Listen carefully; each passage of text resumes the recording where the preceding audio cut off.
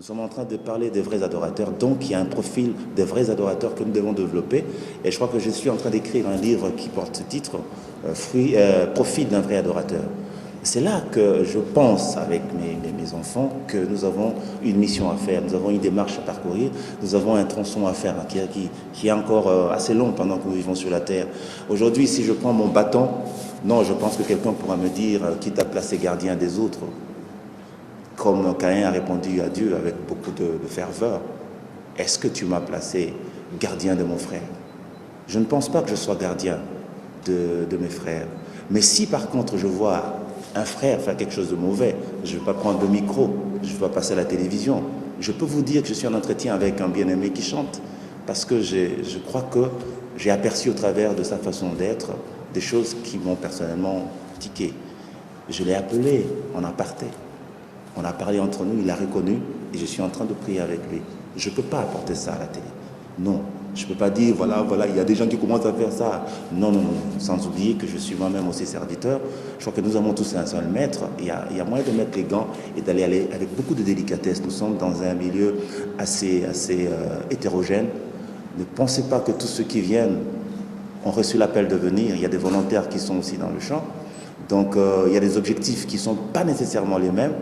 Donc il y a des sujets qui peuvent être des sujets à controverse. On peut commencer aujourd'hui à débattre sérieusement et même en arriver à des échanges beaucoup plus monstrueux.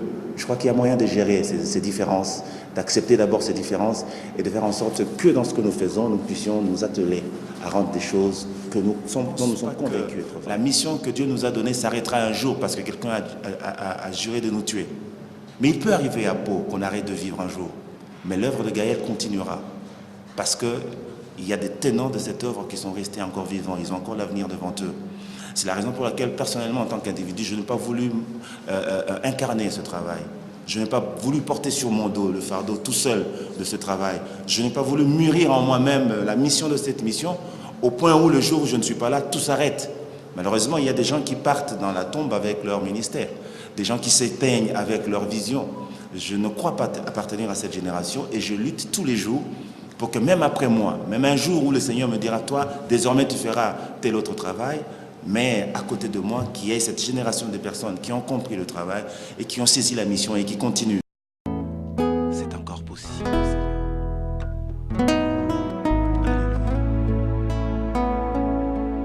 Je crois que Gaël s'est incrusté dans les entrailles de l'Église en tant que ministère qui a la mission de participer à la restauration de l'adoration.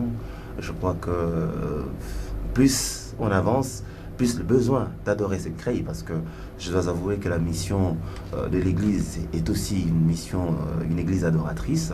À ce point-là, je pense que nous avons une part non moins importante dans le cadre de l'exercice du sacerdoce, et en tant que tel, il y a une mission que nous devons accomplir. Aussi vrai que l'adoration sera une réalité, un besoin de chaque cœur, aussi vrai que la vie de recherche que Jésus-Christ lance lorsqu'il dit « Mon Père cherche des vrais adorateurs », aussi vrai que cette vie de recherche court le monde, eh bien le besoin d'adorer existera et notre raison d'être. Ou à un moment donné, j'ai pensé que c'était fini pour moi. Ma joie et ma consolation, c'était que le Seigneur continuait quand même son œuvre. Je me suis dit que si jamais il me donnait l'occasion de revivre, d'abord je serais convaincu que c'est pour vivre essentiellement pour sa gloire et faire encore au centuple le travail que j'étais en train de faire, peut-être l'exprimer encore mieux. Donc c'est une action de grâce que je voulais aussi faire à Dieu. Et ne vous en faites pas une action de grâce, je n'ai pas mené tous mes enfants au lit de l'hôpital. Non, ils étaient à côté de moi, ils me regardaient, mais ils pouvaient... Non, je leur disais, ne restez pas là, rentrez travailler.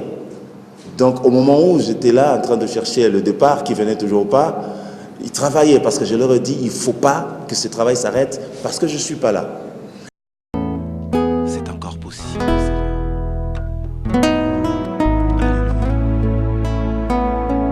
Je prends mes dispositions en tant qu'encadreur de laisser derrière moi une génération des enfants qui ont compris et qui ont saisi la mission. Quand vous mourrez avec votre œuvre, c'est que vous n'avez pas répondu à une mission. Et je pense que le Seigneur m'a fait grâce de me faire entourer des enfants qui ont compris. Parmi eux, il y a des individualités qui ont compris le sens de cette mission. Et même lorsque j'étais au bord du trépas à l'hôpital, à un moment donné, j'ai fait ma prière, j'ai dit Seigneur, je remets mon esprit entre tes mains.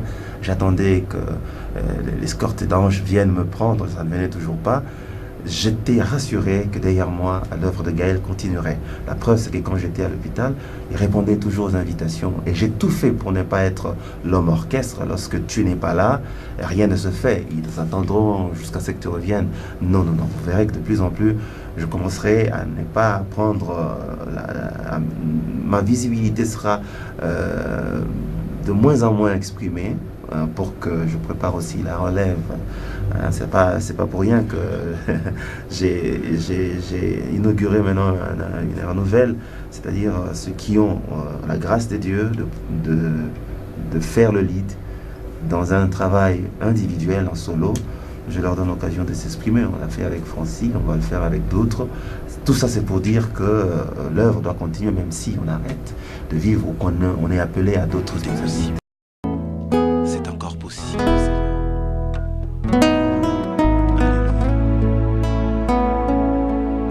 Bon, d'abord, quand on est en face des individus, on ne sait pas trop bien ce qui se passe dans les cœurs. Hein. Généralement, il y a des personnes qui peuvent déjà avoir dans sa tête l'idée de saisir une occasion, la balle au bon pour s'éclipser. Mais je dois avouer quand même que le seul élément qui m'a un peu perturbé, c'est le guitariste qui a été, je dirais, enlevé, mais pas enlevé parce qu'il a donné son consentement. Nuitamment, sa tante est venue de Londres pendant qu'on était en Irlande, et il a pris, et ils sont partis. On n'a pas pu le retrouver, puis finalement j'ai dit, bon, ça c'est un côté difficile à gérer, parce que bon, finalement, ceux qui viennent d'arriver, quand ils ne sont pas branchés dans la mission, dans la vision, souvent ils sont faciles à tromper par le diable.